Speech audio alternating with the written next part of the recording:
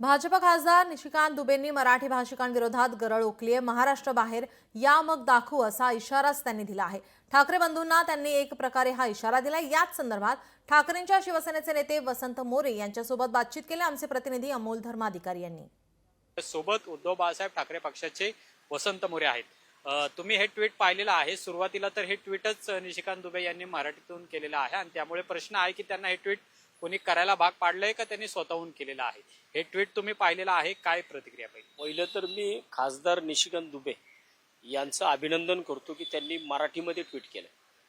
मग आता ह्यांना मराठी बोलायला आलं म्हटल्यावर आता ते स्वतः मराठी बोलणार, ते स्वतः मराठीमध्ये ट्विट करणार आणि लोकांना भडकवणार की तुम्ही मराठी बोलणाऱ्यांना तुम्ही हिंदी बोलणाऱ्यांना तुम्ही मराठीत बोलायला लावताय आणि अशा प्रकारे धमक्या देणार। महाराष्ट्र हा बंडाचा महाराष्ट्र आहे, त्यामुळे मला वाटतं की महाराष्ट्रातल्या लोकांना या बाहेरच्या खासदार आमदारांनी धमक्या देऊ नये। कारण आम्हाला जर तुम्ही धमक्या देताल, हे कशासाठी चाललंय, हे प्रांतवार वाद लावण्यासाठी सगळ्या गोष्टी चाललेल्या आहेत। जर तुम्ही तुमच्या घरात बसताय आणि घरात बसून तुम्ही म्हणता कुत्ता तो आपल्या घर में भी शेर होता, म्हणजे पहिली ही म्हण कुणाला लागू होती ते त्यांना स्वतःलाच लागू होती। मग त्यांनी स्वतःहून त्यांच्या घरात बसून जर अशा प्रकारचे ट्विट करताय, मग तुम्हाला वाटत असेल तर या फील्डवरती आहे, आमच्याकडे बंदोबस्त असतो सगळा। काय बंदोबस्त नेमका, म्हणजे आता ह्यांनी जे ट्विट केलेलं आहे त्याला कसं उत्तर देणार तुम्ही? ठीक आहे, आताकडे बंदोबस्त असतो ना कायमचा। जर आम्ही कुत्री मारायला सुद्धा कधी कधी ह्याच्या बाबतीमध्ये सुद्धा जर एखाद्या पिसाळलेला असेल ना, तर त्याला सुद्धा आम्हाला दाखवायला लागते। ही जर अशी पिसाळलेली अशी करायला लागली, महाराष्ट्रातल्या मराठी माणसावरती अशी बोलायला लागली, तर पिसाळलेल्या कुत्र्यांसाठी आमच्याकडे आहे ना। जो विजय मेळावा दोन्ही बंधूंचा झाला त्यानंतर तोच तर मेन टोचला आहे, विजयी मेळावाच टोचला आहे आणि हे विजयी मेळाव्यामुळेच मला वाटतं की सगळ्यांचा आगडो मुसळलेला आहे।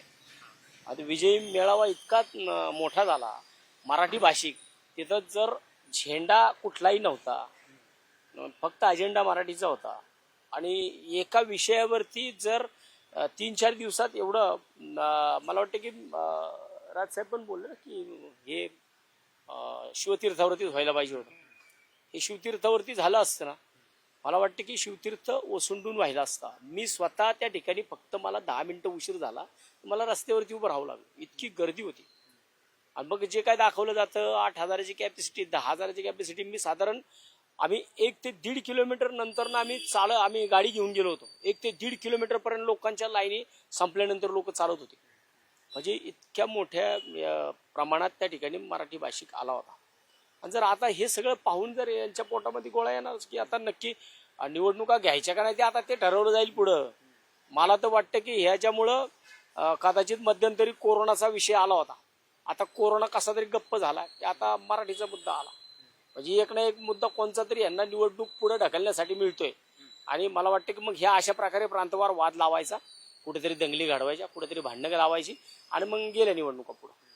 हिंमत नाहीये भाजपमध्ये निवडणुका घेण्याची। आता मागणी काय आहे? निशिकांत दुबे यांनी जी पोस्ट केलेली आहे, डिवचण्याचा प्रयत्न दोन्ही ठाकरे बंधूंना केलाय। मला वाटतं की ह्या असे एक्सवरनं पोस्ट करणारे किंवा एक्सवरनं ठाकरे बंधूंना डिवचणारे आतापर्यंत लय झाले, त्यामुळे त्यांना मला वाटत असेल की त्यांनी जरा एकदा त्या दुबेंनी जरा एकदा केडी यांना फोन करावा आणि केडी यांना फोन करून त्यांना विचारावं की काय होतं ते। त्यामुळं मला वाटतं की मनसैनिकांनी ते त्यांचा समाचार घेतलाय, परंतु शिवसैनिकांच्या पण नादी लागू नये आणि जर बोलायचंच असेल तर मग मुंबईमध्ये यावं, मुंबईमध्ये येऊन मग ह्या गोष्टी बोलून दाखवाव्यात आणि येताना मग तुम्हाला मला वाटतं फोर्स घेऊन यावी लागेल।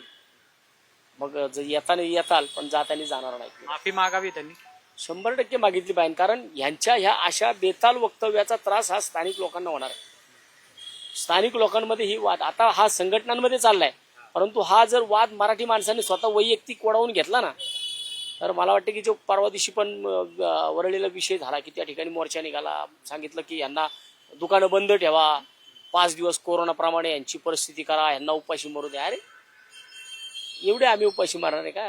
कोणी उपाशी मरत नाही या महाराष्ट्रामध्ये। आणि मला वाटतं की हे सगळं चाललंय ना, हे मराठी माणसाचा द्वेष आहे यांच्या मनामध्ये, त्यासाठी या सगळ्या गोष्टी चालल्या। खूप खूप धन्यवाद आमच्याशी बोलल्याबद्दल। कॅमेरामन तुषार नानावरेसह अमोल धर्माधिकारी, लोकशाही मराठी। लोकशाही मराठी ऐका, पहा, जागरूक रहा।